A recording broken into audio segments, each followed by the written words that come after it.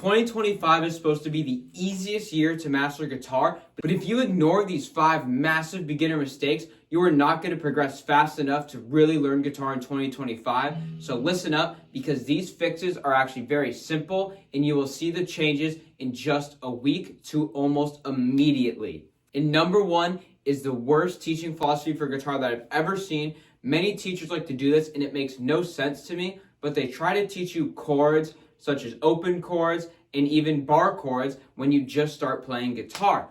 Before you learn chords, there's one super important concept you must know first, which is just a simple major scale pattern. There's a couple different ways to learn it, but this is the way that I prefer.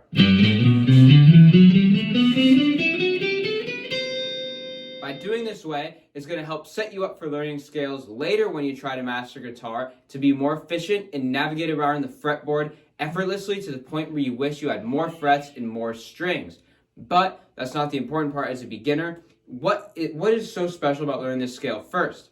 Well, when you learn a scale, you have to learn that there's 7 degrees in a key, 1 through 7, and each one has a corresponding chord. And where this gets important is many people learn the chords first, but they don't know how to move them around to make them sound good together, so they're just shooting in the dark. But if you learn a scale like the major scale first, you'll be able to connect those super easy to learn chords and start creating music and playing as just a very early beginner level because you made that one easy framework shift. And number 2 is another destructive playing philosophy that you are going to develop when you're a beginner. When you start learning chords and all the other stuff like rhythm, it seems boring because what you want to learn is all the really flashy, cool Van Halen-like stuff that is years away, but it is also going to teach you this very bad mental habit, which is called cramping.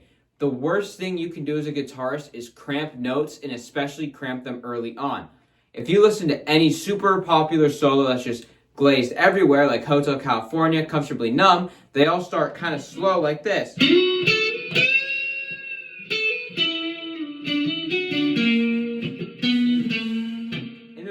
Why they start slow before they get to the really ramped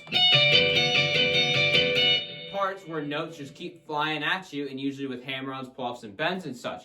And the reason they start with those slower parts is if you think about any story or movie you've ever seen, what happens at the start is it kind of introduces the setting. You start maybe getting introduced to conflict. You start your guitar solo with less details so that it starts to build onto itself. So when you get to the middle where it's really climactic, or even climactic at the end, there's the context to make that climax matter and actually feel like a climax. Because if you start just guns blazing, 99% of the time is not going to have a climax and it's going to be boring and forgettable. So by changing something into ramping instead of cramping, you're going to be a better guitarist, and this applies to almost every other instrument in music. And number 3 is all about your wrist. Your wrist is made with a bunch of little bones, and you have a ton of tiny little muscles in your hand that like really, really specific things. When we think about the guitar neck, there's a couple really big key takeaways we have to make. When we want to bend, pushing our fingers is not the most efficient way. If we actually pivot our wrist like this,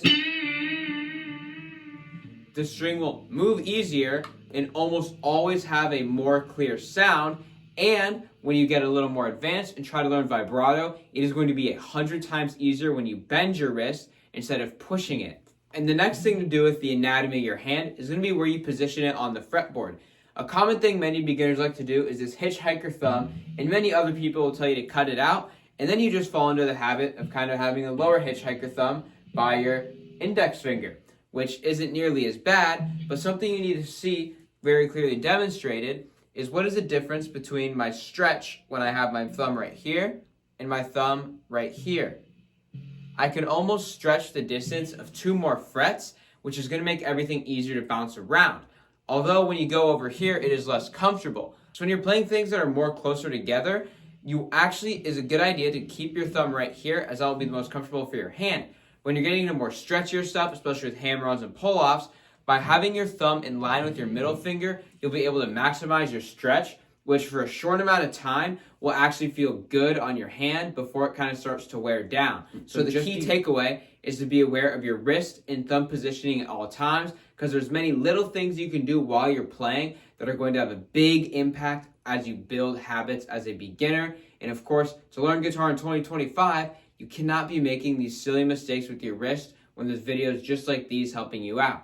And the fourth issue is skipping the boring shit. And the boring shit is rhythm. Counting out with your mouth 1 and 2 and 3 and 4 and while playing kind of corresponding phrases 1 and 2 and 3 and 4 and to kind of build rhythm between your mouth and your guitar, which builds it between your head and your fingers, is actually the most overlooked thing you can do while practicing the guitar. What many people fail to realize as guitarists is that rhythm is the absolute backbone of everything you are doing. It feels easy to overlook because there's all these cool techniques and phrasing patterns you can use to sound like a super professional, but if you don't have rhythm locked in, you can play the right thing at the wrong time and it sounds like shit. So rhythm will always need to come first. If you listen to any pop song out there and you play one of their melodies and you switch the notes around but you keep the same rhythm, it's almost always more identifiable than if you have the right notes in the wrong rhythmic sequence. So what's important to do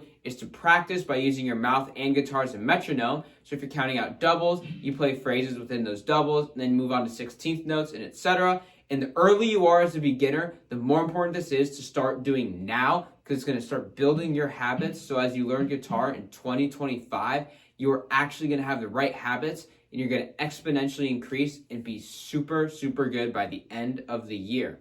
And number 5 is a very unfortunate reality that many guitarists face. A lot of people get stuck in trying to do the most optimal exercises, which makes sense. You would feel like that's what's going to get you the best bang for your buck in time. But what's a little more important than that bang for your buck is how much time are you actually spending on the instrument. If you can do 30 minutes a day of exercises, great. But for most people, if you actually just play an hour of things you like playing instead of 30 minutes of a bunch of random stuff, you're probably going to be more in it in your head and you're going to actually just have more physical playing time. Both things in most scenarios are going to lead to a better output in the long run. And of course, the golden balance is pairing the two together, doing enough exercises to learn and kind of develop independent things as a beginner, but still actually enjoying what you're trying to do instead of trying to be some super virtuoso, because the reason you picked it up was to play the songs you like to play. So when you forget about doing that, your practice time goes down and you actually get worse, like I just stated. So if there's one thing to take away from this video, this is the exact thing you should take away, is to play the songs you love, because that is going to get you more hours, which is ultimately how you're going to make 2025 the year you make the most guitar progress. And it's going to be because you actually put a good amount of hours in. Obviously, the more the better, within reason. And of course, if you want more videos to amplify, and if you want more videos to accelerate your path to mastering guitar in 2025, check out this channel for more easy guitar content made simple.